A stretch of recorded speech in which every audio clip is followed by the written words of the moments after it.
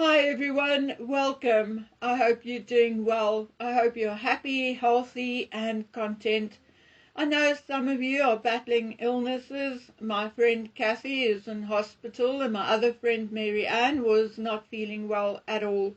And I also know of a few of you who are doing battle with a big C. I cannot tell you how much I hope that 2025 will be the year in which we will get a little reprieve and where we will get to conquer our battles, even if just for a year. I pray that God will inhabit our lives for a while so we can have the strength to do battle with the bad. Okay guys, that said, let's get on to our royals while Dragon Man is working hard on his research to bring you the story he wants to tell you. I know what the subject is, but I am as curious as all of you to see what he comes up with. All I'm going to do is help with the editing, and he's not that far yet, so I have no clue what he's up to. Okay, but let's talk royals. Okay, guys, calm down. I saw Zara and her kids at Sandringham. I must have just missed her in a moment when she wasn't next to Mike. But strangely, there's something I did not miss, and which I indeed find a little odd. Yes, indeed, Lieutenant Colonel Johnny Thompson was there, walking with the family, not looking like a slave, but looking like part of the family. Allegedly, Johnny Thompson did not like all the attention he got from the public as King Charles and Camilla's very public equerry.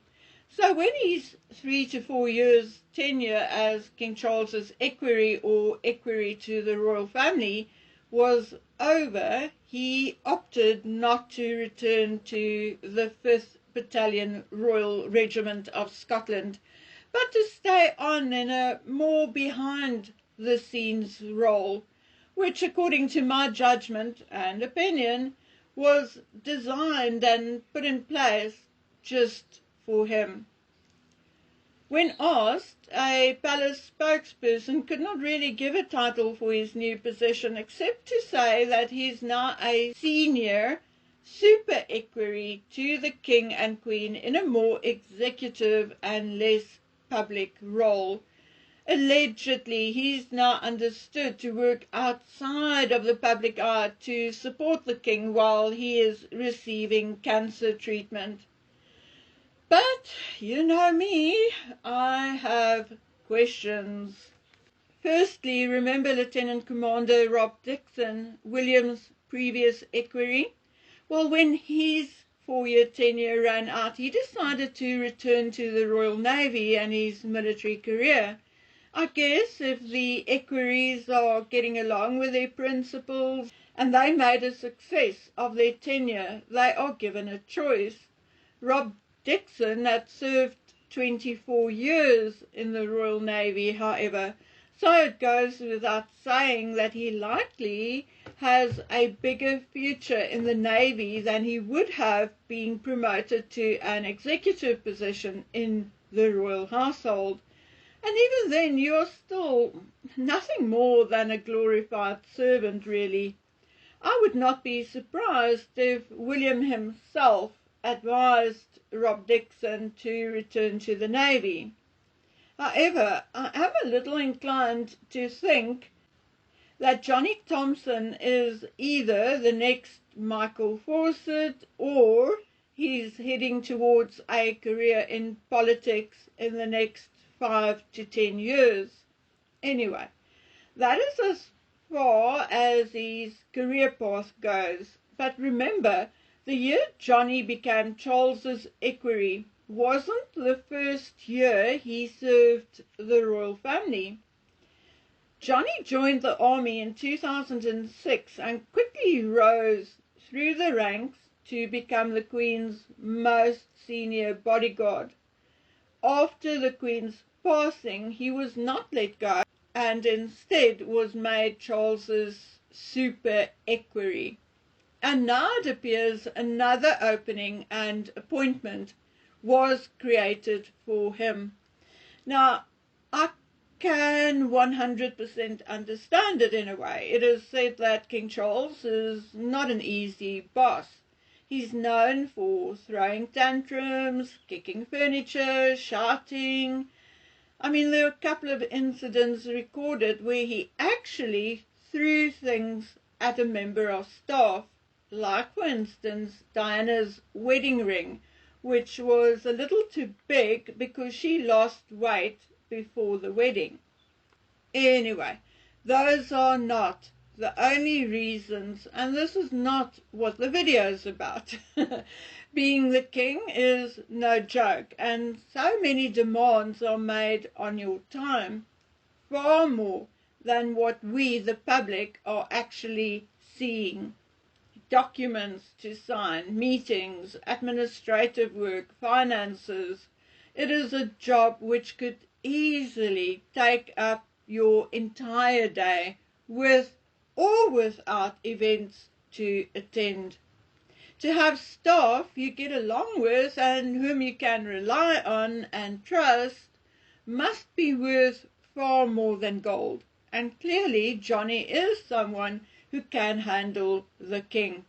We've seen him dealing with Charles and also taking a very prominent role, not only at the Queen's funeral, but also during Charles's coronation, which in itself was a little odd. Now, how shall I explain it to you without going into a half an hour rigmarole? Well, let's just say Johnny took 3 steps too many during the coronation and was just a little bit minutely too prominent. It almost felt to me as if he took the place of the king's other son, as if he was doing the things Harry would have done had he still been part of the royal family. It was indeed almost like Charles wanted him there and wanted Johnny to share in the moment. Again, we last saw Johnny with the royal family at Easter, when he also attended the Easter church service at St. George's Chapel at Windsor Castle. And now, despite his supposed behind-the-scenes role, he is seen making the jollies with everyone on the Sandringham Walk. He did assist by taking the bundles and bundles and bundles of flowers and gifts given to Catherine. But, I mean, when is duty just courtesy, and when is courtesy just duty? There's indeed a fine line. I've seen William take some of Catherine's gifts before. For some reason, however, I sense a closeness between Johnny and the royal family, which they do not necessarily have with the other staff. Maybe he is just so darn good and hard-working, or maybe there is something else. A little more, maybe. Indeed, it was announced that a decision was made to extend his secondment from the army. And yes, everyone say that is a very unusual move. But everyone is just waving it by saying it just proves how highly valued Johnny had become to the King and Camilla. Now, Jonathan Allen Thompson was born on the 4th of March 1981. Johnny is originally from Northumberland. He was born in Morpeth, Morpeth. He got married to a marketing executive in 2010 and had a son with her before they split up after 13 years of marriage. His parents, Ian and Elizabeth, were once neighbours to Billy Connolly, where they lived in a 300-year-old home in Deeside. Now, that is about all that is readily available on Johnny Allen Thompson. I don't know whether he has any siblings or whether he's an only child. He studied at Aberystwyth University and obtained a degree in economics, politics and international studies in 2004. And I mean, that's it, folks. Nothing to see here, except I showed these photographs to someone who knows nothing about Johnny, nothing really much about the royals, and someone who could only recognize William out of the 4 photographs. So I asked her who the other guys were, and she asked me, are they William's cousins? Gosh, I mean, they look so alike they could have been brothers, all 4 of them. Now, of course, number 1 is William, number 2 is Jason Jenkins, an old photograph of him, number 3, Peter Phillips, and number 4, Major Johnny. Now, I'm going to leave that there for what it is, just a tiny niggle in the deep recesses of my mind. And so, while you are collecting ammunition, while you are collecting evidence through which you can prove that I'm 100% crazy, let me tell you this. There was a child born in more or less the year 2000, well, the early 2000s, who was being taken care of and who grown up in Ballater, okay, and whose father is 100% a royal. Now, who may this royal be? I don't know, and I can stand on my head and whistle Dixie. I will not be told, likely ever.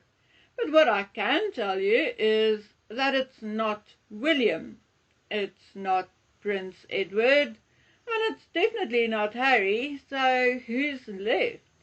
Only Charles and Andrew. So you can take your pick, because I cannot tell you either way. Ballater is only about 13 minutes from Balmoral, and indeed the closest town to Balmoral. So would it really be totally out of the realm of possibility that a royal could have fathered a child there? Not at all. By 2000, Andrew was already single and Charles not yet married to Camilla. So, you know, I so often think about something Prince Edward once said, albeit jokingly. He said that if legitimacy was really taken seriously, the line of succession would have been very bare. Now, people, I'm not accusing anyone of anything. I don't know anything for sure. If you take into consideration that Charles II had something like 14 illegitimate children, then of course there will likely be a number of people in England and Scotland who may look a bit like each other or like family. But you know, with all the girlfriends Charles had, the affairs and so on, it would indeed be rather strange if not one single woman tried to catch him and pin him down by falling pregnant. In one of my old videos, there's a man in Germany who also had some strange connection to the royal family. From information received from a rather trusted source, the royal family contributed financially to this German guy's upbringing and education for a large part of his life. When he was confronted with the facts, he refused to speak, and to date, no one even admits to know what the heck I'm talking about. So I guess yet another mystery. Will it remain a mystery, or will it all come out as the older royals leave this earth and can no longer be embarrassed by such scandals. We will have to wait and see. As far as general news is concerned, the drone UAP situation seemed to continue. But I know Dragonman is preparing something for us, so I'm going to hold my tongue on that for now. Here in South Africa, I'm grateful that President Ramaphosa has signed the Bella Act into law. Now, Bella stands for Basic Education Law Amendment. The amendment is indeed very, very needed, and I can't tell you how grateful I am to see one particular amendment, or rather two, because in my eyes the two almost goes hand in hand and is going to make a bigger difference than people think at the moment. The first thing is that as of 2025, grade R will be compulsory.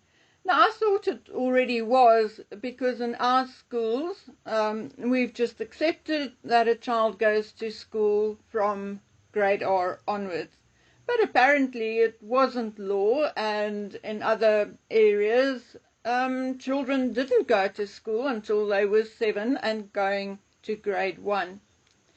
But I'm extremely grateful that grade R will now be compulsory all over the country, everywhere you go, no matter which province.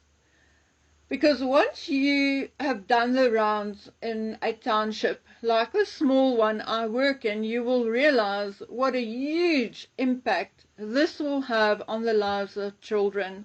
I mean, huge. Children will get into school sooner, which means they will have access to clean water and ablution facilities, feeding schemes and basic health services much sooner, a whole 12 months sooner. The other thing is that from 2025, parents who fail to ensure that their child is in school may now, under the new law, face jail time. Now, I absolutely rejoice on that, because where we lived and even live now, there are way too many children roaming the streets during official school time, usually begging, and although we call them street children, they are not runaways or homeless. They 99.9% of the time go home at night, where the parents take the money off them to go buy drugs or alcohol, and tomorrow the process repeats itself. These children live on those 1 rand packets of knickknacks and water all day.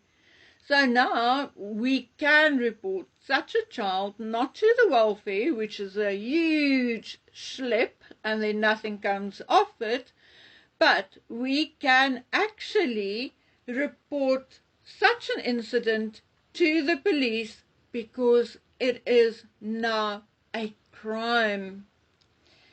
It will be against the law to allow a child to not go to school, but instead go out and beg.